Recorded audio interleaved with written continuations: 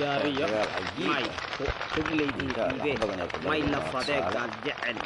geega wali ka dambeeyo asturtiin la fade may may bamba la markaad u jeedaan bamba loo dhiiba weligiis bamba ma qaadin beeraley ay kahalaagaytay hooba gaal jecel ka tuurtid la fadee wadaayo hooba naftaada haligtan adiga intaale wali shay bamba arago may bambada in dhiibeen laakiin may ka tuureeba ani kan tuure miskiin dagaalka ayaa bilaabay difaac ayaa laga soo baxay haye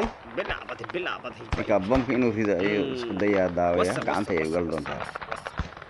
may wasaane butnaarka gacanta ayay u gashay miskiin gacan shay in gashay may qaatiga ugu jirtaa waa taliyii daraawiishta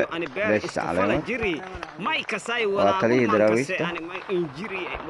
gudoomiye madsiidu ayaa hadda u yimid wuxuu yidhi bamkii qaatiga ayuu ugu jiraa uu leeyahay waana sooxe waa sooxe naf hadduu badbaadi waa badbaadi qoriga ayaa loo dhiibayaa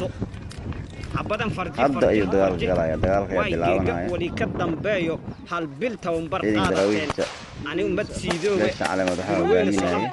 madsiidu gudoomiyaha degmada Walaweyn gaala shaqada may ka farjiya caloofi iyo walaagun soo afjara gaala waa la gal dagaalka saas ayaa bilaabanaysa geega ishaayeb hooba geega la kala fakado ani intaan ma idaayo qaaci 7 iyo ninkan waa soo lumay taliyay in daraawiishta beesha caleemood injeedi wadaayo saasta iyo duwa ayaa isqabsaday uuro ma arko masiidow ciidanka daraawiishta mar hore carareen waa taliyay daraawiishta soo galwana in beesha